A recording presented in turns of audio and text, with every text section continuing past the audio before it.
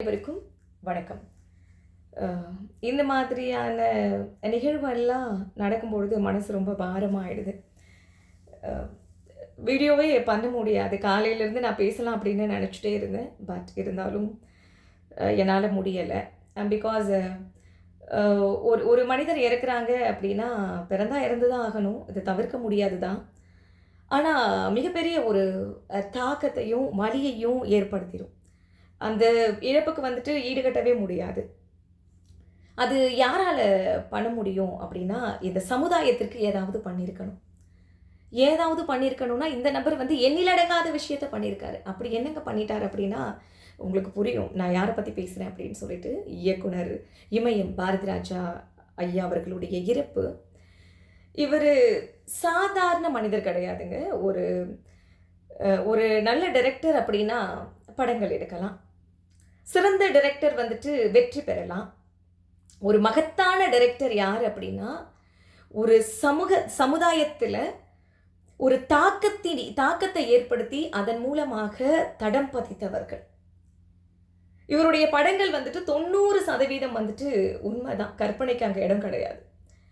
இப்போ நம்ம ஹிஸ்ட்ரியில் வந்து படிக்கிறோம் இல்லை, கிபி கிமு, கிறிஸ்து பிறப்புக்கு முன் கிறிஸ்து பிறப்புக்கு பின். அந்த மாதிரி தமிழ் சினிமாவில் பாரதிராஜா அவர்களுக்கு முன் அவர்களுக்கு பின் அப்படின்னு நம்ம எடுத்துக்கலாம். அதற்கு முன்னதாக ஒரு படம் அப்படின்னா கிராமம் வந்துட்டு ஒரு பின்னணியாக தான் இருக்கும். ஆனால் இவர் வந்ததுக்கப்புறம் கிராமமே கதாநாயகனாக ஆணுச்சு. இந்த யதார்த்தமான காதல், கருத்தம்மா படங்க. அந்த படம் வந்தப்போ நான் 4th படித்தேன். நான் அந்த படம் வந்ததுக்கப்புறம் ஒட்டுமொத்த சமுதாய அமைப்புமே இறங்குச்சு. அதாவது அப்போ வரைக்குமே வந்துட்டு சிசு கொலை இல்லாமல் கிடையாது. என்னன்னா வெளிப்படையாக கள்ளிப்பால் ஊற்றி கொல்லலை அப்படின்னாலும் அது இன்னும் இன்டீரியர் கிராமங்களில் நடந்துட்டு தான் இருந்துச்சு. டவுனில் எல்லாம் என்னென்னா ஹாஸ்பிட்டலுக்கு போவாங்க, ஆனா பெண்ணா கேட்பாங்க, பெண்ணு அப்படின்னா கொண்டுடுவாங்க. அதில் அந்த படத்தில் ஒன்றையே சொல்லியிருப்பாங்க, நாங்கள் வந்துட்டு பிறந்ததுக்கப்புறம் கள்ளிப்பால் ஊற்றி கொள்கிறோம், நீங்கள் வந்துட்டு ஹாஸ்பிட்டல் போயிட்டு டாக்டர்கிட்ட கேட்டுட்டு அந்த கருவை கலைச்சிடுறீங்க, அப்போ நீங்கள் பண்ணுறது மட்டும் கொலை இல்லையா அப்படின்னு சொல்லுவாங்க. எத்தனை குழந்தைகளுடைய வலி வேதனை கொஞ்சம் யோசிச்சு பாருங்க. இந்த தாய்மார்களுக்கு எப்படி இருக்கும்? 100 பேர் மேடை போட்டு பேசினாலும் 1000 பேர் பேசி அந்த தாக்கத்தை ஏற்படுத்த முடியாத ஒன்றை 2000த்திற்கு மேற்பட்ட கட்டுரைகள் எழுதியும் மாற்ற முடியாத இந்த சமுதாயத்தை ஒற்றை மனிதராக ஒரு படத்தின் மூலமாக புரட்சியை ஏற்படுத்தி மாற்ற முடியும் என்று சொன்னால் அது பாரதிராஜா அவர்கள் அவருடைய இயக்கத்தில் வந்து அந்த கருத்தம்மா படம் நீங்கள் பார்க்கல அப்படின்னா இன்றைக்கு இருக்கக்கூடிய பிள்ளைகள் பார்த்துருக்க வாய்ப்பு கிடையாது. 80s பிறந்தவங்களாக இருந்திருந்தீங்கன்னா கண்டிப்பாக நீங்கள் பார்த்துருப்பீங்க. என் வயசில் இருக்கிறவங்க பார்த்துருப்பீங்க. இந்த படம் வந்தப்போ நான் 4th. நான் இப்போ கூட என் பசங்கக்கிட்ட சொன்னேன், அவங்க அதை பார்த்தாங்க. ரொம்ப ஃபேண்டாஸ்டிக்கான மூவி அம்மா, ஏன் இவ்வளோ நாள் சொல்லலை அப்படின்னு சொல்லிட்டு. இந்த மாதிரி நல்ல நல்ல திரைப்படங்களை அவங்கக்கிட்ட நான் சொல்லுவேன், பாருங்க அப்படின்னு சொல்லிட்டு. இன்றைக்கு வந்து நம்ம மென்டல் ஹெல்த்தை பற்றி பேசுகிறோம், சைக்காலஜி பற்றி பேசுகிறோம். 40 வருடங்களுக்கு முன்னதாக இதை பற்றி சிந்தித்து படம் எடுத்த ஒரு நபர் பாரதிராஜா அவர்கள். கமலஹாசன், ஸ்ரீதேவி இவங்களை வச்சு ஒரு படம், சிகப்பு ரோஜாக்கள் அப்படின்னு நினைக்கிறேன் நான். அதில் வரக்கூடிய அந்த கதாபாத்திரம் நம்ம பொதுவாக வந்துட்டு அது வந்துட்டு ஒரு சைக்காலஜி சம்மந்தமானது. அவருடைய இயக்குனதில் ஒரு டிஃப்ரெண்டான ஒரு மூவி அப்படின்னு நம்ம அப்படியே கடந்து போகிறோம். அப்படி கிடையாது. இந்த சமுதாயம் ஒரு மனுஷனை எந்த அளவுக்குலாம் மாற்றுது அப்படின்ற ஒரு மனிதனின் வலி. அது பெருக்கும் பொழுதே அந்த கதாபாத்திரம் வந்துட்டு ரொம்ப கொடுமையானவனா? அப்படி கிடையாது. சின்ன வயசுலேருந்து நிறைய விஷயங்களை பார்த்து அதன் மூலமாக ஏற்பட்ட பாதிப்பு, அதை தான் அந்த படம் சொல்ல வருது. பார்க்கறதுக்கு வந்துட்டு அந்த கதாபாத்திரம் எப்படி இருக்கும்? நல்ல பணக்கார தோரணை, அழகாக இருப்பார், கோட் சூட்டெல்லாம் போட்டுட்டு ஸ்ரீதேவி லவ் பண்ணும். ஆனால் உள்ளே இருக்கக்கூடிய அந்த இருண்ட மனம், அதை வெளிக்காட்டியது பாரதிராஜா அவர்களுடைய படம். பார்க்கறது வெளி தோற்றத்தை மட்டும் பார்க்காதீங்க, உள்ளே எப்படின்றத பாருங்க. அந்த உள்ளே இருக்கக்கூடிய மனிதனும் எப்படி ஆகிறான்? இந்த சமுதாயம் ஒரு மனுஷன் இப்படி ஆழ்ந்த பாதிப்புக்குள்ளாக்கிட்டே இருக்கான். அது இந்த சமுதாயம் கண்டு கொள்ளவே இல்லை. அவன் அந்த மாதிரி மாறுவதற்கான காரணம் என்ன? இந்த சமுதாய சூழல், இந்த கட்டமைப்பு, அவன் சின்ன வயசுலேருந்து வளர்ந்த விதம். அப்போ மாற்ற வேண்டியது யாரு? ஒரு மனிதன், ஒரு சமுதாயம் வந்து ஒரு மனிதனை வந்துட்டு குற்றவாளியா உருவாக்குதா, ஒரு மனிதனா உருவாக்குதா? அந்த சமுதாயத்தினுடைய கையில இருக்கு. இத படம் போட்டு காட்டியவர். ஏங்க முதல் மரியாதைன்னு ஒரு படங்க. என்ன மாதிரி படம் அது? அது நம்ம ஜெனரலா தோணணும். இப்ப நம்ம அப்படியே பார்க்குறோம். எந்த வயசுலயும் காதல் வரலாம் அப்படின்னு. அத சொல்லல அந்த படம். என்ன ஒரு விஷயத்த சொல்லுது தெரியுமா?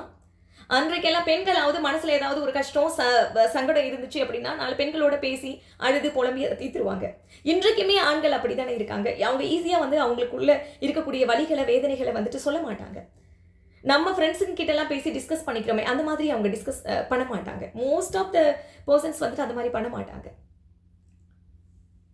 அதாவது மரியாதை அப்படிங்கிறது புரிதலிலிருந்து எழக்கூடியது தான் மரியாதை. வந்தா எந்திரிச்சு நிக்கணும் அப்படின்றது கிடையாது. சிவாஜி அவருடைய கேரக்டர், அந்த கதாபாத்திரம் எப்படி?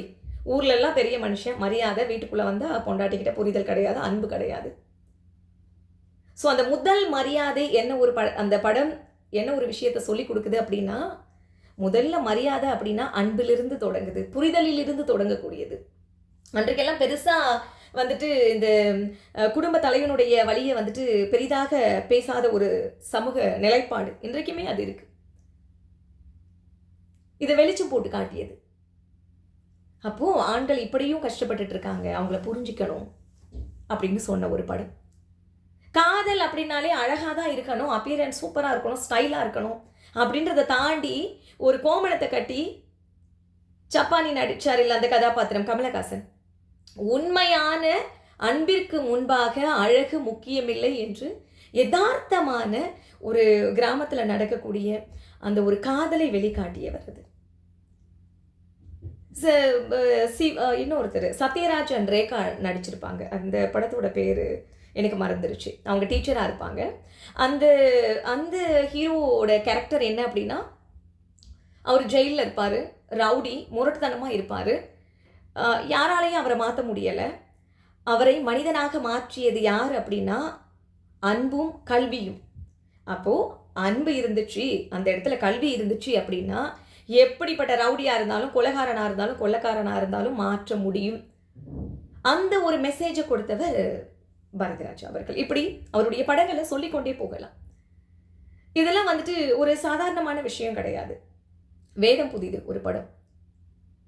சாதி வன்கொடுமைக்கு எதிராக குரல் கொடுத்தவர். இன்றைக்கு வந்து சாதியை பற்றி நம்ம யார் வேணாலும் பேசலாம். ஆனால் அன்றைக்கு இருக்கக்கூடிய சூழ்நிலையில் அந்த மாதிரியான வசனத்தை எழுதி இயக்கிறதுன்றது சாதாரணமான ஒரு விஷயம் கிடையாது.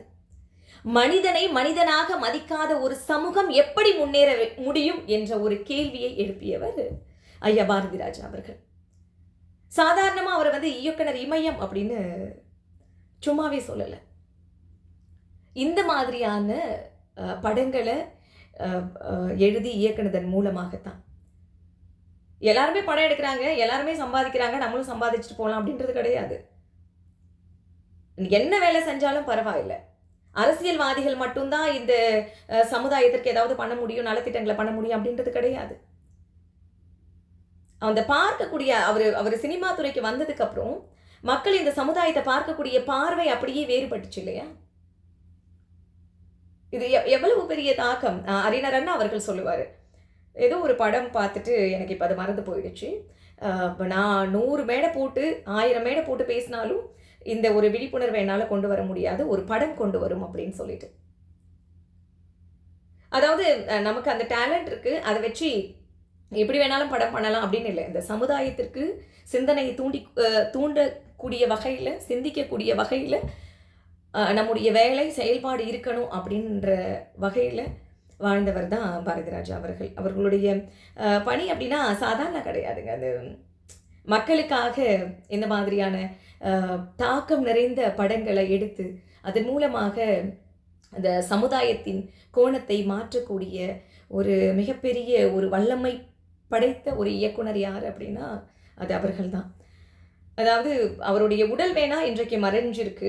நம்ம வந்துட்டு ஒரு பெரிய பெருமை என்னென்னா அவர் வாழ்ந்த காலகட்டங்களில் நம்மளும் வாழ்ந்திருக்கோம் அப்படின்னு தான். அவர் உடல் வேணா மறைஞ்சிருக்கலாம், பட் அவர் ஏற்படுத்திய அந்த தாக்கம், அந்த விழிப்புணர்வு, இது இன்றைக்கு மட்டும் கிடையாது, என்றைக்குமே இது வந்து பேசப்பட்டு கொண்டே இருக்கும். ஸோ இந்த மாதிரியான மனிதர்கள் நம்ம பார்க்குறது அபூர்வம். என்ன மாதிரியான படங்கள் இப்போ அவரை பற்றி பார்க்கும்பொழுது அந்த படங்கள் எல்லாம் திரும்ப வந்துட்டு ரீரிலீஸ் பண்ணால் எவ்வளோ நல்லாயிருக்கும். இன்றைய சமுதாயத்திற்கு தேவையான ஒரு படம். நிறைய படங்கள் அத சொல்லிட்டே போகலாம். இப்ப எனக்கு ஞாபகம் இல்ல. எனக்கு தெரிஞ்ச கொஞ்சம் படங்கள் மட்டும் தான் நான் சொல்றேன் நானு. அ ரொம்ப வருத்தம் அவங்க குடும்பத்திற்கும் சரி. இது வந்து அவங்களுக்கு மட்டும் சொல்ல முடியாது. தமிழ்நாடு மக்கள் எல்லாருமே ஒரு ஆழ்ந்த வருத்தத்தில இருக்காங்க. இந்த மாதிரி மகத்தான மனிதர்கள் உடைய இறப்ப வந்துட்டு அவ்வளவு ஈஸியா கடந்து வந்துர முடியாது. பிகாஸ் அவர்கள் ஏற்படுத்திய தாக்கம் அந்த மாதிரி. அவங்க போகும்பொழுது நமக்கு ஒரு மிகப்பெரிய ஒரு தாக்கத்த ஏற்படுத்திருவாங்க. என்றென்றைக்கும் அவருடைய புகழ் இந்த தமிழ் மண் இருக்கிற வரைக்கும் நீடிச்சு நிலைச்சு இருக்கும் இல்லையா? நன்றி.